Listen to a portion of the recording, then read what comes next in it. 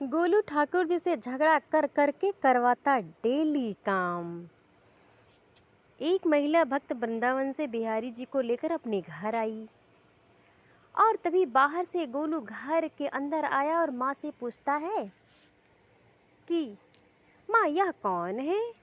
तो मैया ने बोला कि भगवान है और ये ही मालिक हैं हम लोगों के। अच्छा लाला। तब तो घर में जब भी कोई नई चीज़ आती, नई चीज़, तो माँ सबसे पहले बिहारी जी को भोग लगाती। इससे पहले तो गोलू को मिलता था। अब ये भोलू सोचने लगा और बहुत चिढ़ने भी लगा कि मैया तो भोग अब लगाती है, ये जो बिहारी जी आए हैं, और मुझे तो अब देती नहीं है कुछ। एक दिन गोलू यमुना जी के मटके में जल भरकर लाना था। मैया ने कहा मैं बाहर जा रही हूँ और तुम जाओ बोलू मटके में पानी यमुना जी से भर लाओ। अब जब वो पानी भरने जाने वाले ही थे, तब तक के बिहारी जी के पास गए और बोले खाने में बहुत आगे हो, मैया सबसे पहले तुम्ही को देती और पानी भरना मुझे पड़ता है। मैं जा रहा हूँ और पीछे से आना पानी भरने, ठीक है? सुन रहे बिहारी जी? अब वो आगे आगे चले गए। जब यमुना जी पर पहुँचे तो देखे कि बिहारी जी पानी में खड़े हैं।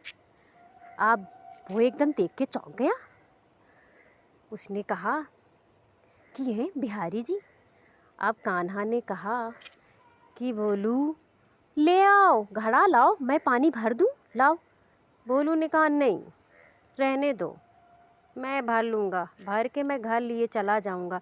लेकिन उन्होंने तुरंत पकड़ लिया घड़ा और पानी भर दिया, क्योंकि उसको डर था कि कहीं माँ जान जाएगी तो बहुत डांटेगी।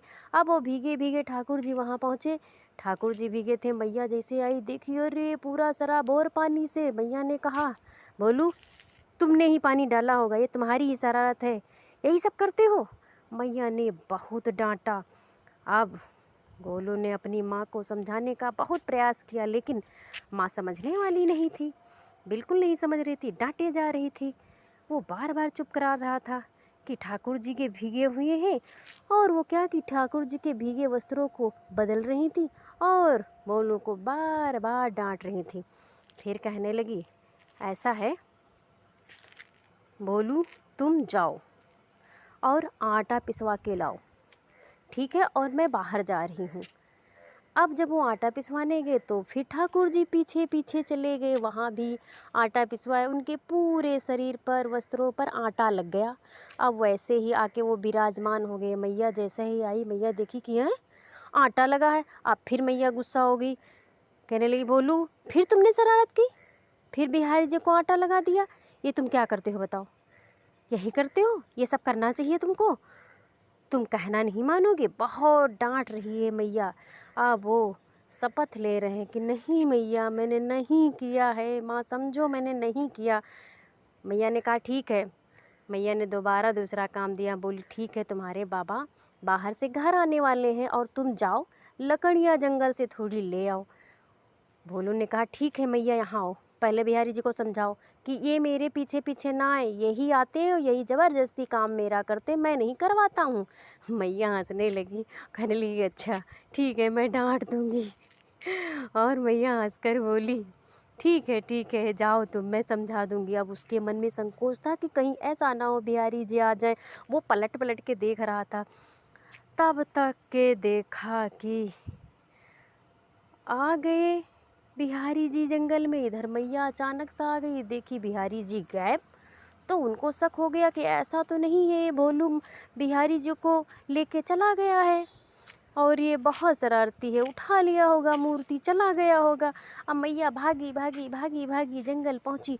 वहाँ देखी कि भोलू के साथ में एक लड़का है जो लकड़ी लिए आ रहा है और चले आ रहे हैं। गोली की माँ यह देखकर हैरान हो गई कि हैं ये क्या मैं देख रही हूँ। उन्होंने कहा कि जब वो पास पहुँची तो देखी कि ये बिहारी जी हैं। इसका अर्थ ये है कि जो गोलू कह रहा था वो सही कह रहा था, मैं ही नहीं समझ पा रही थी। बताओ बिहारी जी मेरा काम करते हैं, मैं इतनी गरीब हूँ, हमारा काम करते हैं, उनके चरणों में गिर जाती है और रोने लगती है, हे बिहारी जी आप क्या कर रहे हो? मुझ गरीब का काम क्यों कर रहे हो बिहारी जी? ठाकुर जी मुस्कुराते हुए बोले कि हम तो तेरे बेटे पर बहुत प्यार आता है। हम सब लोग हमें भगवान कहते हैं, लेकिन तुम्हारा बेटा हमें डांटता है और मुझसे काम लेता है, मुझसे लड़ता है और मुझ पे गुस्सा भी करता है। यही तो मुझे अच्छा लगता, क्योंकि वो मुझे अपना मानता है, और जो मुझे अपना मान लेता है मैं उसे अपना मान लेता